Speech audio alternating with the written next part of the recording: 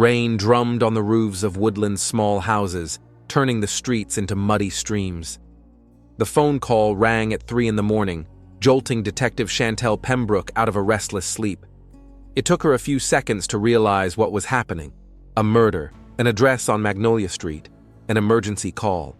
LaMonica Blair's house was typical of the neighborhood, a small but well-kept one-story house with a veranda. Police tape surrounded it now, and 2 patrol cars with blinkers were parked in the driveway, throwing red and blue reflections across the wet asphalt. Chantel pulled the hood of her raincoat over her head and crossed the yard quickly. On the veranda, a young patrolman, whose name she didn't yet remember, greeted her with a nod. "Who found the body?" Chantel asked, taking off her hood. "A neighbor, ma'am. Miss Eliza Rutherford." She'd noticed strange lights in the house at odd hours and heard noises that sounded like a struggle. When no one answered the bells and knocks, she summoned us. As she crossed the threshold, Chantel smelled the heavy odor of death. The living room was neat, with no obvious signs of struggle, but there were drops of blood visible on the floor by the bedroom door. They led to the half-open door. LaMonica Blair's body lay on the bed. The woman was dressed in her home clothes, a t-shirt and shorts. The first glance recorded multiple stab wounds to the chest and abdomen. Blood had soaked the bedclothes and partially dried, forming dark brown stains. Judging by rigor mortis, death occurred between 10 p.m. and midnight, said forensic scientist Jaro Abubakar, who was leaning over the body. "I'll be more precise after the autopsy." Chantel nodded and began to look around the room. On the bedside table, a glass of unfinished water, a book, a cell phone. On the floor by the bed, an overturned desk lamp. "Looks like she knew the killer," Chantel said. "No sign of forced entry? Was the door locked from the inside when the first patrol arrived?" "Yes, ma'am," the patrolman said from the hallway. The back door was locked too, but the bathroom window was open. A person could have come through it. Chantel continued to look around the bedroom, methodically examining every inch. In the top drawer of the dresser, she found several envelopes of letters neatly tied with ribbon. Nearby lay a jewelry box, untouched, so the motive wasn't robbery. "Jaro, did you know her personally?" Chantel asked, knowing that the medical examiner had worked in Woodland for years. Abubakar looked up from the body, his eyes behind the glasses full of sadness. 20 years. "We came to the station together, though I was only a trainee then. LaMonica was a good cop, dedicated to the job. After her husband died, she devoted herself to service and raising her kids. Kids? All grown up, moved away. The youngest, Tyra, 23, lives in Atlanta." Chantel gingerly picked up the victim's cell phone. The screen was blocked. "We'll need a warrant to access her electronic devices and accounts," she said, placing the phone in an evidence bag. As the first rays of dawn began to break through the clouds, Chantel stepped out onto the porch where neighbors had already gathered, attracted by the police flashers. An elderly woman in a raincoat and carrying an umbrella stepped forward. "I'm Eliza Rutherford. I found her." The woman's voice shook. "I can't believe LaMonica. She was so strong. Ms. Rutherford, could you tell me exactly what it was that made you so worried?" Chantel asked. "I don't sleep at night, arthritis, you know. I was sitting by the window drinking tea when I noticed a light in LaMonica's windows at about 11:30. Then there were some shadows, movement, and then I heard... I don't know if it was a scream or just a loud noise. I called her, but she didn't answer, so I went to check for myself. Did you see anyone coming in or out of the house?" "No, but, The woman hesitated. "A young man had been visiting her a lot lately. Very young, if you know what I mean." Chantel became wary. "Could you describe him?" "Tall, thin, dark-skinned, like all of us in this neighborhood. Always hooded, like he didn't want to be recognized. But I saw his face once. Looked a lot like Sheriff Mortimer, only younger." Chantel felt everything tense up inside.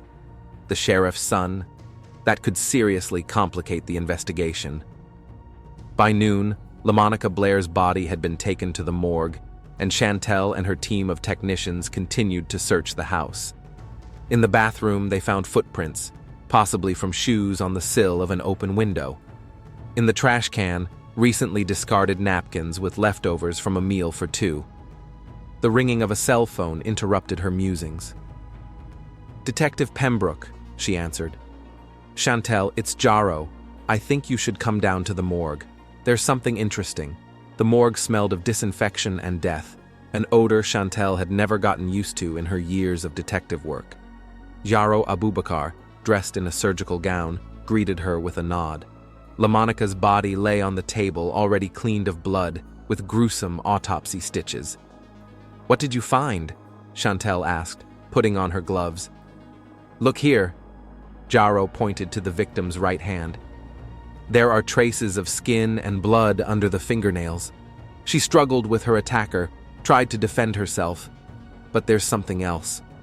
He took Chantel to the microscope. There are microfibers of cloth in the wounds. Looks like expensive wool, probably from a jacket or pants. Not something we'd normally wear in our neighborhood. "So the killer could have come from a more affluent background?"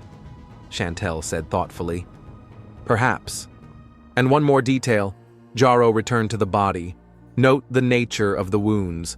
Multiple blows, struck with great force, but as if ineptly. There's none of the methodicality of a seasoned killer. This looks like a emotional killing. Rage, maybe jealousy. You mentioned you knew LaMonica well. Was she seeing anyone?" Jaro took off his glasses and rubbed the bridge of his nose. "Not officially, no. She hadn't seriously dated anyone since her husband's death 10 years ago. But she'd changed in recent months. She's become more alive. I'd ask, but she'd just smile and say she finally felt like a woman again." Chantel nodded thoughtfully. The neighbor mentioned a young man who looked like the sheriff's son. Jaro froze, his face expressing amazement. "Devon? But he's 17. No, LaMonica couldn't what? Date a minor?" Chantel stared at the medical examiner intently. "Do you know something, Jaro?" Abubakar looked away, as if trying to hide the expression on his face. LaMonica sometimes taught self-defense classes for teenagers. Devon could have been one of her students. But a romantic relationship, it wasn't in her nature. Back at the station, Chantel faced another problem. Waiting in her temporary office was Sheriff Randall Mortimer, a tall man with a commanding gaze and gray hair on his temples. "Detective Pembroke," his voice was low and deceptively calm. "I hear you're investigating Officer Blair's murder." "Yes, sir." Chantel straightened up, instinctively taking a defensive stance. "I want to personally supervise this case. LaMonica has been a valued member of our department for over 20 years. I demand daily reports on the progress of the investigation." Chantel felt irritation rising in her. She wasn't used to such direct interference in her work. "With all due respect, sir, I prefer to work on my own. Of course, I'll keep you informed of any significant progress in the case." Mortimer stepped closer. His eyes narrowed. "You're new here, detective. Transferred from the big city, you think you know better than we do. But Woodland's a different place, different rules. Everything here is done through me, all right? I know the procedure, Sheriff Mortimer." Chantel didn't back down.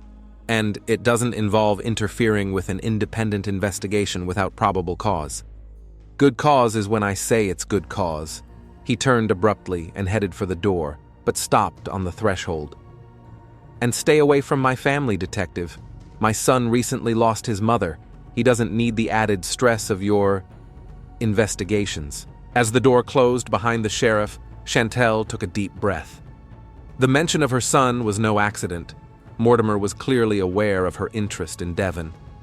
Chantel spent the next 2 days researching LaMonica Blair's background, reviewed her personnel file, talked to co-workers, checked financial records. Nothing suspicious. The typical life of a cop with an average salary, steady expenses, and modest savings. On the evening of the 3rd day, there was a knock on the door of her temporary home, a small rental apartment on the outskirts of Woodland. Jaro Abubakar stood on the threshold, his usually calm face expressing alarm. "I apologize for the late visit," he said, "but I have something to show you." He held out to Chantel a small notebook in a tattered leather cover. Dash. "This is LaMonica's diary. I found it in her locker at the station. She asked me to pick it up if anything happened to her." "Did you read it?" Chantel asked, gingerly taking the notebook. "Just the last few pages. It mentions Devin Mortimer, and not just as a student." Chantel opened the journal and began to read. The last entries did indeed contain references to encounters with someone LaMonica referred to simply as D. Feelings, emotions, doubts, all were laid out with piercing honesty. "I know it's wrong. I know I should stop. But when he's around, all arguments lose their power. I feel alive again, wanted, needed. D says he loves me, and I believe him. I believe him, despite the age difference, despite his father, despite all the obstacles between us." "God," Chantel whispered. She really was dating the sheriff's son. "Looks like it," Jaro nodded. "And if Randall Mortimer found out about it?" "He had a motive," Chantel finished. "A strong motive." The day of LaMonica Blair's funeral was unexpectedly sunny. The entire Woodland Police Department gathered in the town's small cemetery. LaMonica's children, 2 sons and a daughter, stood beside the casket, their faces expressing restrained grief. Chantel kept to the side, observing those present. Sheriff Mortimer was delivering his farewell speech, his voice sounding genuinely mournful. Standing beside him was Devin, a tall, thin young man with a detached expression. As the ceremony ended and people began to disperse, Chantel watched Devin separate from the group and head toward the far edge of the cemetery. She followed him, trying to keep a low profile. The young man stopped at an old oak tree and, making sure no one was looking, pulled a small object from his pocket. Chantel couldn't see what it was, but she saw Devin kneel down and bury something at the roots of the tree. Then he pressed his palm to the fresh earth and froze, his shoulders shaking. Chantel stepped back, giving the young man room to grieve. A new version of events was forming in her mind. What if the killer wasn't the sheriff, but his son? What if Devin and LaMonica had quarreled, and the situation had gotten out of hand? But something about the young man's demeanor, mournful, intimate, made her doubt it. It didn't seem like the behavior of a murderer, more like the behavior of a man who'd lost a loved one. When Devin left, Chantel walked over to the oak tree and carefully dug around the spot where he'd buried something. Under a thin layer of earth, she found a small silver ring engraved with the initials LB and DM, and a date, just a month old. Reaching up and shaking off her hands, Chantel saw that she was being watched. Sheriff Mortimer stood 50 meters away, his face as still as a mask. Their gazes met, and Chantel felt a chill run down her spine. There was more than wariness or irritation in the sheriff's eyes. There was pure, unconcealed hatred. The morning after the funeral was chilly. Chantel sat at her desk in the police station, poring over documents and evidence in the LaMonica Blair case. The silver ring found in the cemetery lay before her in a clear evidence bag, glinting dimly under the light of the desk lamp. With a warrant to access the victim's electronic devices, the case moved forward. Tech unlocked LaMonica's cell phone, and Chantel immersed herself in studying her messages, emails, and call history. At first glance, nothing unusual. Work correspondence, occasional messages from her children, reminders of appointments and events. But the deeper Chantel dug, the more oddities she discovered. The phone had an encrypted messenger installed, which LaMonica used to communicate with only one contact, labeled with a simple D. The messages were deleted, but technicians were able to recover some of them. Reading those messages immersed Chantel in the history of a relationship that had begun as innocent encounters for self-defense classes, but had gradually evolved into something much deeper. "I can't wait for tomorrow. You're the only one who sees the real me and not just a police badge," LaMonica wrote. I don't care what anyone else says. You are the best thing that has happened in my life, Chantel replied. Chantel leaned back in her chair, trying to piece together a picture of what had happened. A 51-year-old policewoman and the 17-year-old son of the sheriff. A forbidden relationship that could have cost LaMonica her career and possibly her freedom. But would it be enough for murder? The door to the office opened and Yaro Abubakar walked in. The medical examiner looked tired, dark circles under his eyes. I've been going through LaMonica's old files, he said, sitting down in the chair across from Chantel. And I found something interesting. 5 years ago, she was investigating a series of burglaries in an upscale neighborhood. The suspect was the son of the district attorney, but the case was abruptly dismissed. Around the same time, Randall Mortimer was promoted to sheriff, even though it was a different man. Do you think there's a connection? Chantel asked, making notes in her notebook. I don't know. Jarrow shook his head. But LaMonica changed a lot after that incident. She became more withdrawn, stopped participating in common events, and her relationship with Mortimer had been strained. Chantel tapped her pen on the table thoughtfully. I need more information about LaMonica's past at the station. Who was close to her besides you?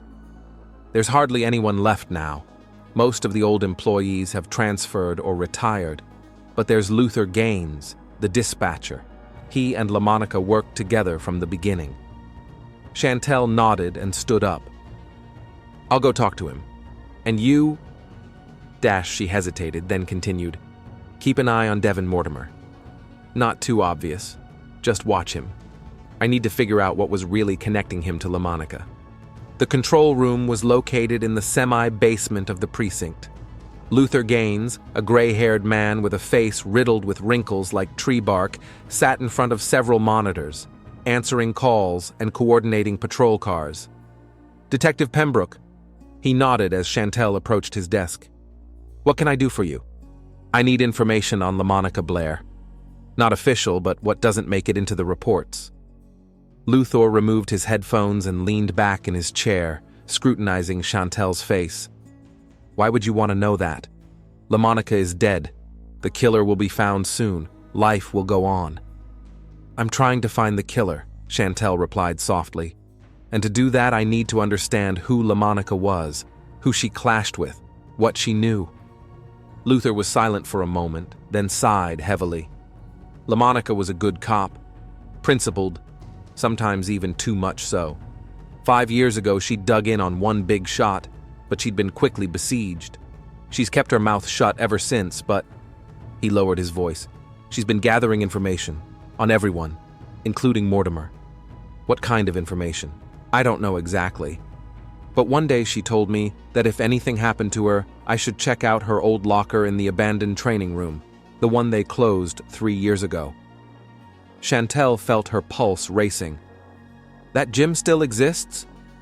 Yeah, in the annex behind the main building. It's now a warehouse for old equipment. The lockers remain, though most of them are empty. The abandoned training room was a dusty room with peeling paint on the walls and rows of metal lockers along one wall.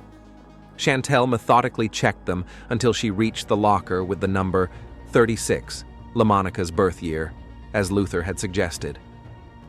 The lock was old but strong. A technician had to be called in to pry it open. Inside, Chantel found a folder of documents, copies of reports, photographs, notes written in LaMonica's hand. All of them concerned various cases that involved Sheriff Mortimer in one way or another. One case in particular caught Chantel's attention, the same burglary investigation from 5 years ago.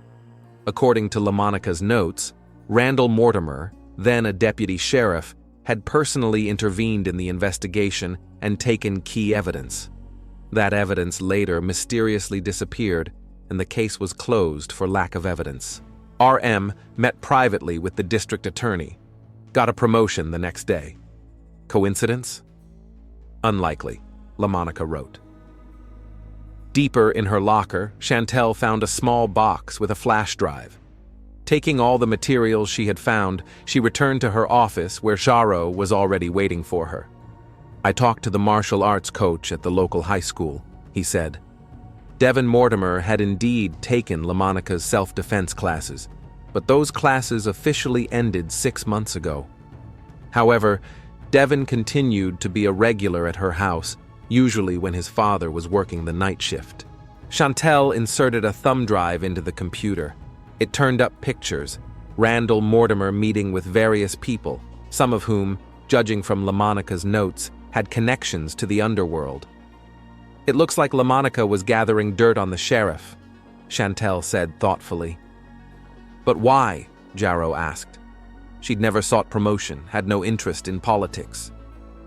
Maybe it was insurance, Chantel suggested, in case Mortimer found out about her relationship with Devin. Jarrow shook his head. That's too dangerous. LaMonica was a smart woman. She should have realized that such games could end badly. Unless... Chantel fell silent, suddenly realizing a possibility that hadn't occurred to her before. Unless the relationship with Devin was part of a plan.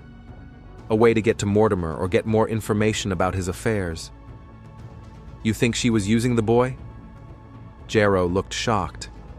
I don't know, Chantel answered honestly. But we have to consider all versions.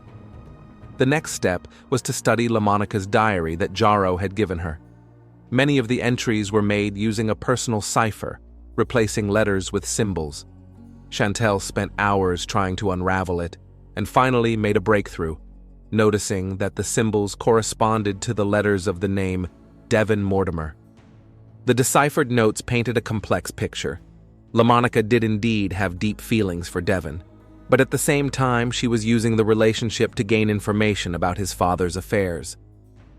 Dee talked about his father's meetings with a man from the Eastern District. Looks like the same M.O. as in the Richardson case. Need to check RM's bank accounts, she wrote in one of the entries. And further, feel terrible using Dee's trust, but it's the only way to stop his father. If I can prove RM's corruption, it will also protect Dee himself from his influence.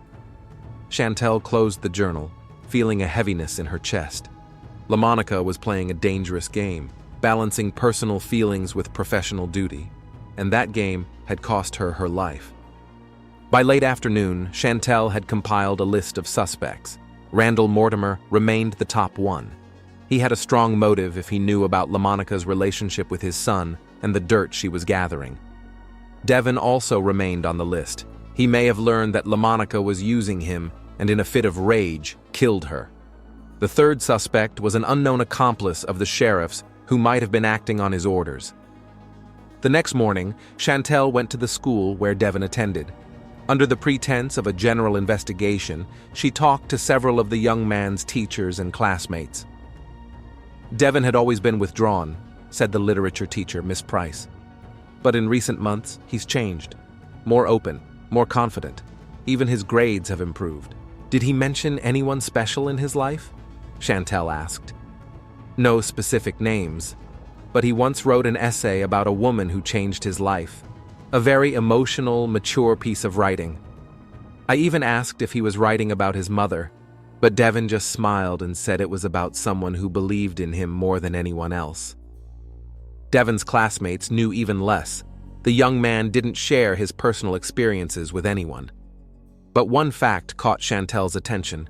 In recent months, Devin had often missed extracurricular activities, citing extra classes. Back at the station, Chantel found her office had been searched. Nothing was missing, but papers had clearly been moved, and her computer had been rebooted. Someone is showing interest in your investigation, Jarrow remarked, when Chantel told him about it. Be careful. Small towns like Woodland have ears on the walls, and the sheriff has eyes everywhere. I need to talk to Devin, Chantel said firmly. Without his father, without witnesses, it's the only way I can find out the truth. It's dangerous, Jarrow warned. Mortimer explicitly forbade you to go near his son. I have no choice. Time is running out, and I'm getting farther from the truth. The opportunity came the next day. Chantel learned from dispatch that Sheriff Mortimer had gone to a neighboring town for a meeting and wouldn't be back until the evening. Devin was supposed to be home alone after school. The sheriff's house was in the best part of Woodland, a 2-story house with a manicured garden and a 2-car garage.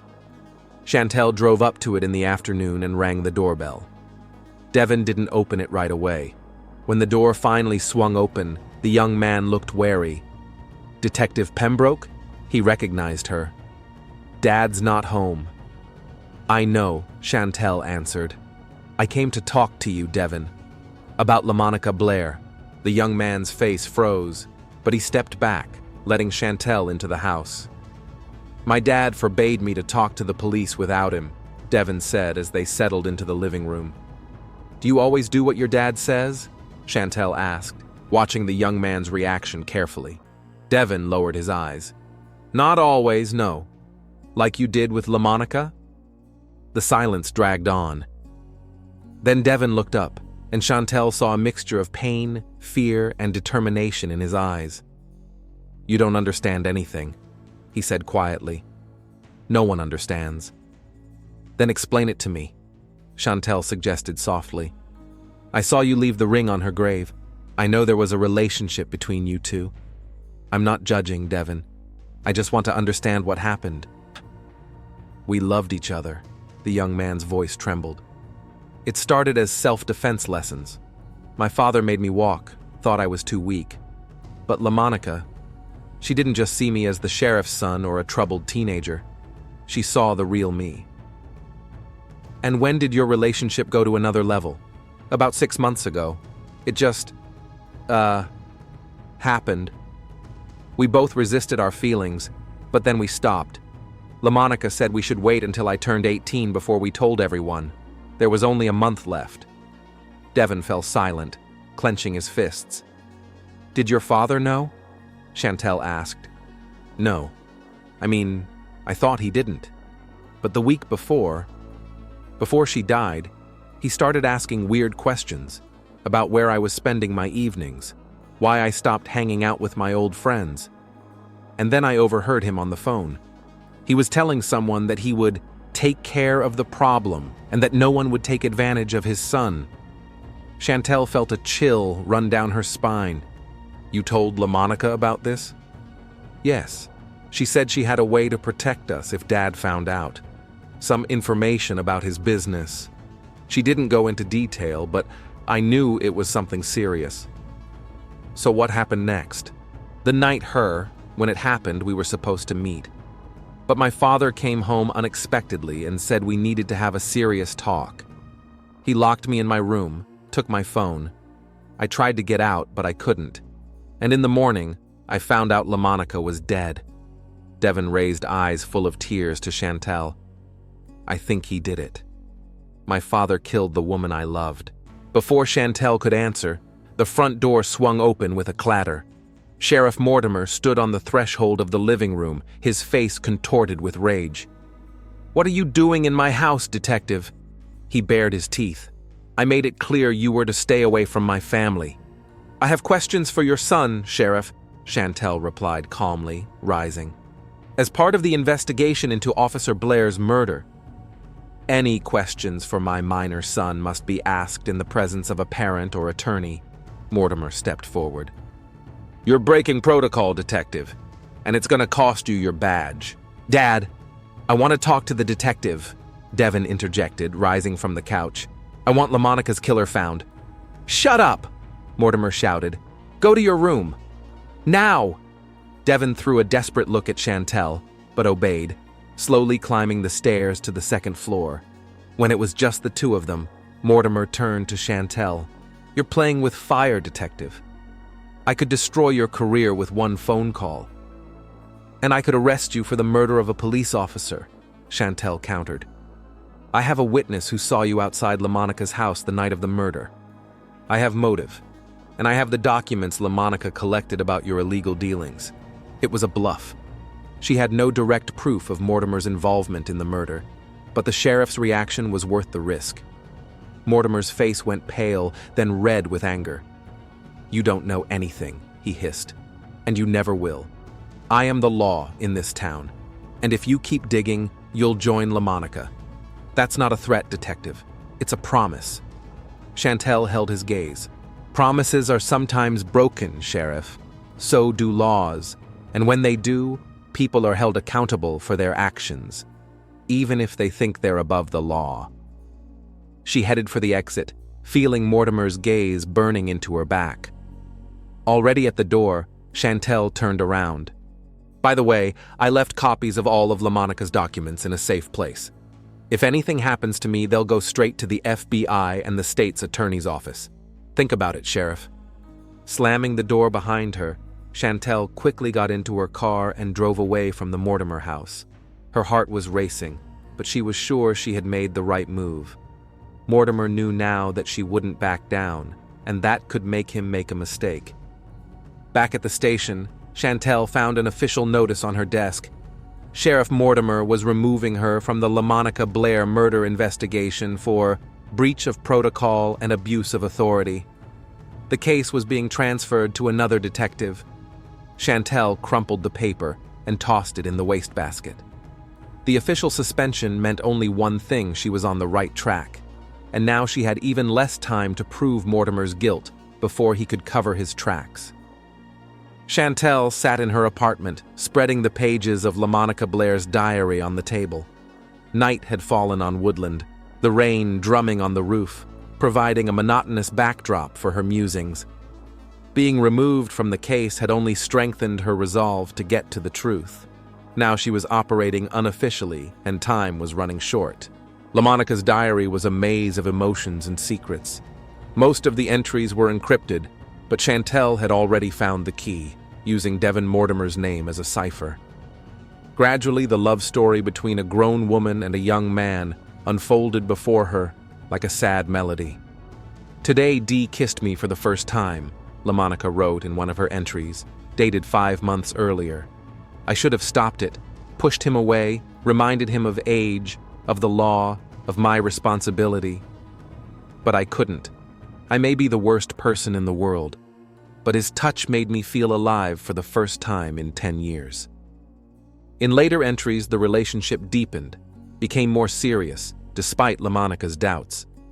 Dee says he loves me, that he's willing to wait as long as it takes so we can be together officially, just a few more months until he's of age. But then what? The town will never accept us. His father will never accept us. But when I'm with him, all these problems seem so far away, so insignificant." Chantel noted that about a month into the romantic relationship, the tone of the notes changed. References to a project and insurance appeared, hints of gathering dirt against Sheriff Mortimer. Today, Dee casually mentioned my father's meeting with a man from Riverside. The same one I tried for drug dealing 3 years ago, but the case was suddenly dismissed. Coincidence? Gotta dig deeper. And further, I hate to use Dee's trust, but I have no choice. RM has gone unpunished for too long. If I can gather enough evidence, it will protect not only the city, but Dee himself from his father's influence. A phone call interrupted Chantel's musings. It was Jaro calling.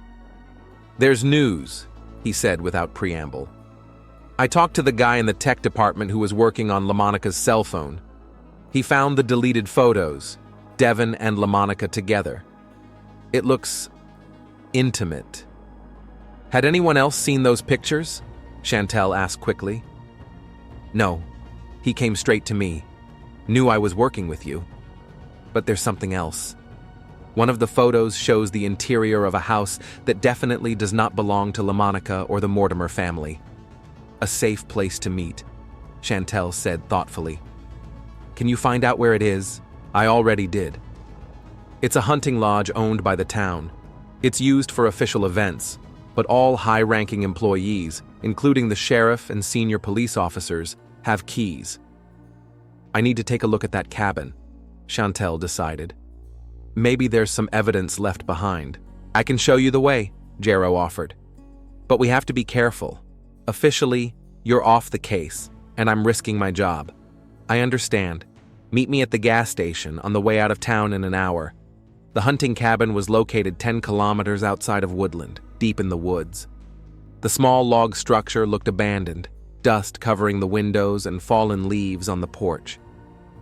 "No one's been here for a long time," Jaro said, shining his flashlight on the lock. Officially, at least. The door wasn't locked, which alerted Chantel. Inside, the cabin was cozy, though simple, a living room with a fireplace, a small kitchen, a bedroom, and a bathroom. It was clean, but it looked like someone had been here recently. Look, Jaro pointed to the ashtray where the butts of expensive cigarettes lay.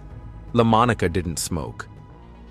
Neither did Devon, as far as I know, Chantel added, looking around the room.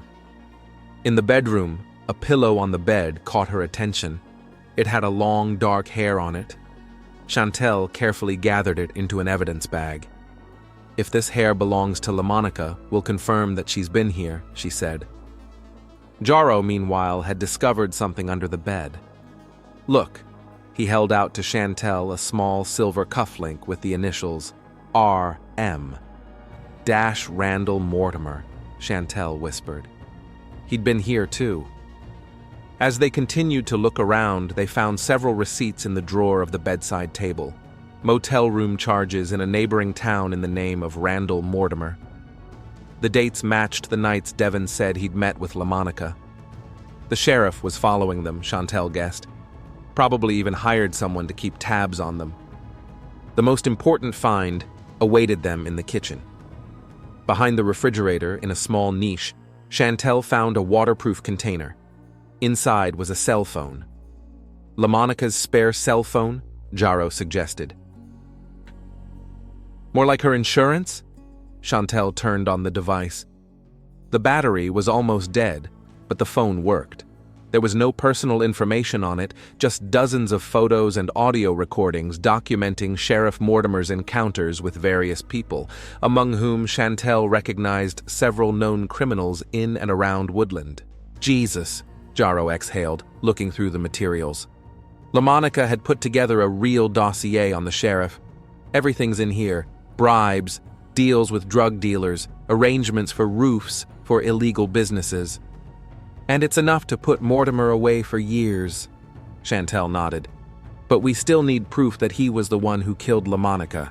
Their attention was drawn to the last audio recording made the day before the murder. Chantel turned it on. If you don't leave my son alone, I will destroy you.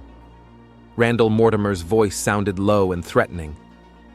I have insurance, Randall, LaMonica replied calmly. If anything happens to me, all the files on your dirty deeds end up in the DA's office. So if you want to keep your position and your freedom, you'll accept our relationship with Devon. You're out of your mind, I could hear the disbelief in the sheriff's voice. He's a kid. He's almost 18 and he loves me. And I love him. We'll wait until he's of age to make it legal. And you won't interfere. The recording broke off at these words. Now I see why Mortimer acted so quickly, Chantel said thoughtfully. LaMonica had him cornered. If he had tried to destroy her relationship with Devon, she would have destroyed his career and his freedom. But the murder only accelerated that process, Jaro objected. If she had insurance, then the materials should have been made public after her death. Unless Mortimer found and destroyed that insurance, Chantel suggested. Or unless the middleman to whom LaMonica had entrusted the materials had betrayed her. They quickly gathered all the evidence they had found and left the cabin. A plan of action took shape on the drive back to Woodland. They needed to question Devon in more detail and find a way to break into Mortimer's office for more evidence. The next morning, Chantel waited for Devon outside the school. When the young man came out after class, she beckoned him to her car. I need to ask you some questions, Devon, she said as he hesitantly approached. It's important. My father forbade me to talk to you, the young man replied quietly, looking around. This is about justice for LaMonica, Chantel insisted. You want her killer punished, don't you? After a brief hesitation, Devon got into the car.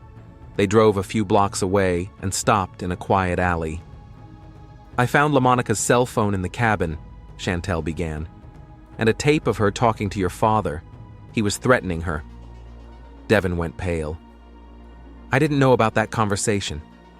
She didn't tell me.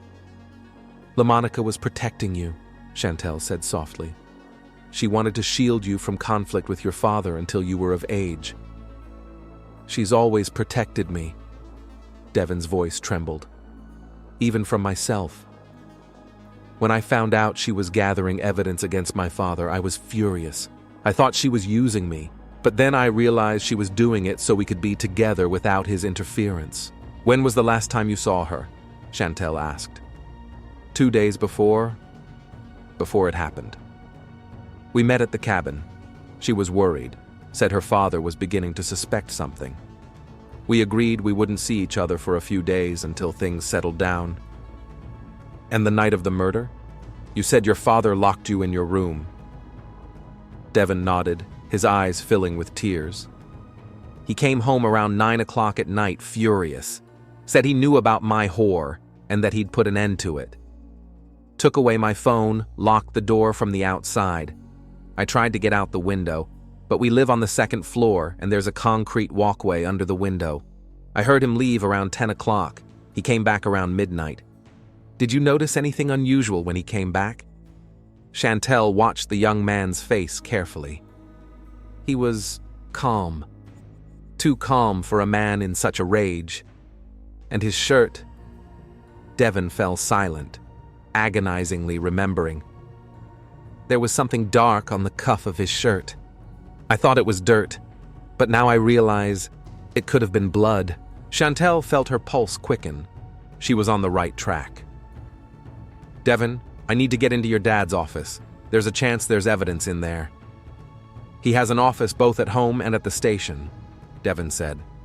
But if you're looking for evidence, the home is more likely. He never brings the really important stuff to work. Can you help me get in there? Chantel asked. Devon hesitated only a moment. Dad has a meeting at the county center today. He'll be back late. I can let you in when he leaves. The plan was risky, but Chantel had no choice. At 7 p.m., she met Devon at his house. The young man let her in and led her into the sheriff's home office, a small room with a massive desk, filing cabinets, and a safe in the corner. You have about 3 hours, Devon said. I'll keep my eyes on the road. Chantel methodically began to search the office, being careful not to disturb things. In the top drawer of her desk, she found several photographs, a surreptitious shot of LaMonica and Devon together. On the back of one of the photos was the caption, "Collected at your request, RM." So the sheriff really had hired someone for surveillance. In the filing cabinet were the files LaMonica had kept, the same ones that included the sheriff's associates. Some pages had been torn out, others redacted. The most important find was in the safe, which, to Chantel's surprise, was unlocked. Inside lay a knife in a plastic bag with dried blood on the blade. Next to it was a man's jacket with dark stains on the sleeve and tiny fibers of fabric stuck in the buttons, just like the ones found under LaMonica's fingernails. Chantel carefully photographed all the evidence she found, taking care not to touch it. She realized that this evidence would not be legally admissible in court since it was obtained illegally, but it could serve as grounds for an official search. As she finished with the safe, her attention was drawn to the noise of a car pulling up. A pale Devon ran into the room. "It's Dad. The meeting's canceled." He sounded panicked. "You have to leave. Out the back door?" Chantel quickly closed the safe and put everything back where it belonged. "It's too late. He's already entering the house." Devon looked around frantically. "Hide in the closet." He pointed to a small door in the corner of the study. "I'll try to get him out." Chantel had barely had time to hide in the cramped closet filled with boxes when the study door opened. Through the thin crack, she saw Sheriff Mortimer enter the room. He looked tired and irritated. "What are you doing in my office, Devon?" His voice sounded suspicious. "Looking for my birth certificate," the young man lied quickly. "I need it for a school project." "In my safe?" Mortimer pointed to the slightly ajar door of the safe, which Chantel hadn't had time to close tightly. Devon's face froze. Mortimer slowly walked over to the safe and opened it. His gaze fell on the knife package. "What did you see?" he asked quietly, not turning to his son. "Nothing." Devon's voice shook. "I just walked in." Mortimer turned around sharply. "Don't lie to me!" He grabbed his son by the shoulders. "What did you see? Who did you tell?" "I saw a knife," Devin admitted, breaking free of his father's grip, "and a jacket with blood on it. You killed her, didn't you? You killed LaMonica." "I did what I had to do." Mortimer's face contorted. "She corrupted you, manipulated you to get to me." "She loved me," Devin shouted. "And I loved her." "You don't understand anything." Mortimer shook his head. "She was using you, gathered information about me, blackmailed me, threatened to destroy everything I'd built. Because you're a corrupt cop." Devin's voice sounded contemptuous. "You always taught me to respect the law, but you broke it." Mortimer was suddenly calm, his face a mask. "You're right. I'm not perfect. I did what I thought was right for us, for our future. And I was protecting you from a woman twice your age who was using you for her own ends." "You weren't protecting me," Devin said quietly. "You were protecting yourself, and you killed the man I loved." Mortimer sighed and pulled his gun from his holster. "I'm sorry you found out about that, son. Now we'll have to come up with another story. Perhaps one about how you couldn't live with the guilt after the death of your lover." Devin's eyes widened in horror. "You're gonna kill me too? Your son?" "Of course not." Mortimer shook his head. "I'm going to stage your suicide. A tragedy for the town.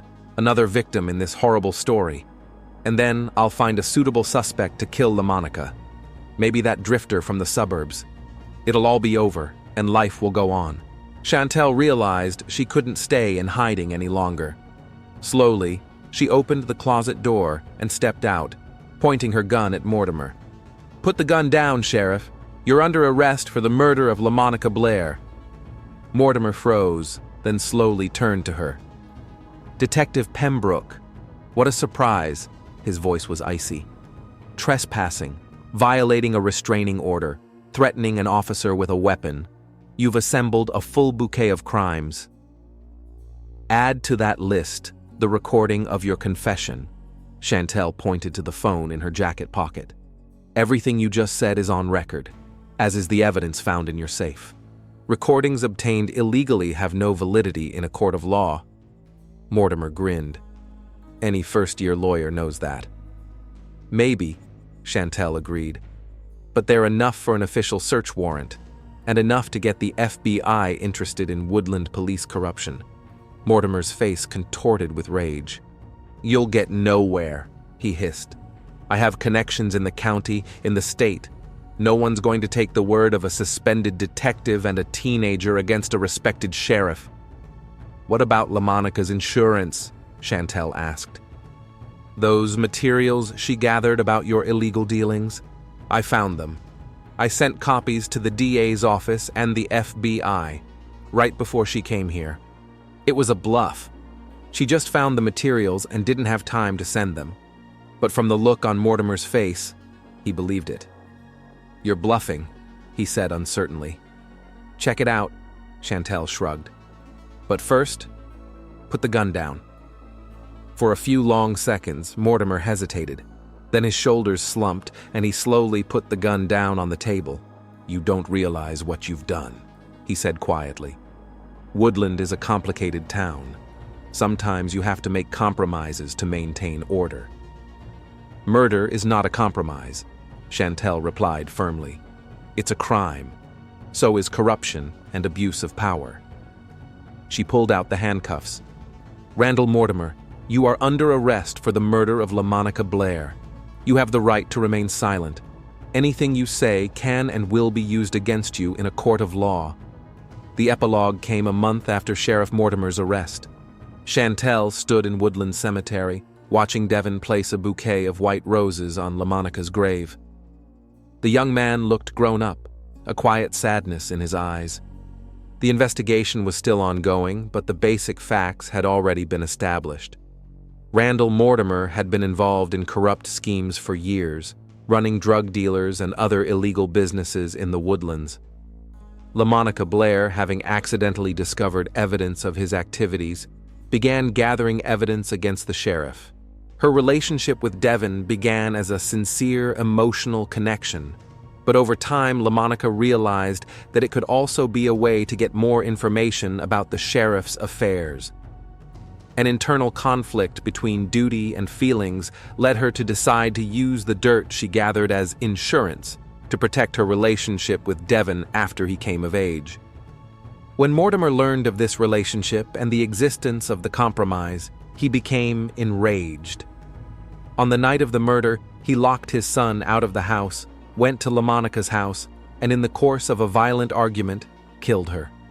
He then returned home, confident that he could cover up his crime. "What are you going to do now?" Chantel asked as Devon approached her. "Go away to college," he replied. "Need to start a new life, away from all this. But I'll never forget her. She loved you," Chantel said softly. "Despite all the difficulties, all the contradictions, I'm sure of it." Devon nodded, tears glistening in his eyes. "I know I do, and I'll always love her." Chantel watched the young man slowly walk away from the cemetery. She returned to LaMonica's grave and placed the small Woodland Police Department badge next to the roses. "Justice has been served, LaMonica," she said quietly. "Rest in peace." The evening wind blew through the cemetery, rustling the leaves and seeming to carry the weight of past events with it. Chantel knew that change awaited Woodland a new sheriff, a purge of corruption in the police department, a long road to regaining the trust of the residents. But that was another story.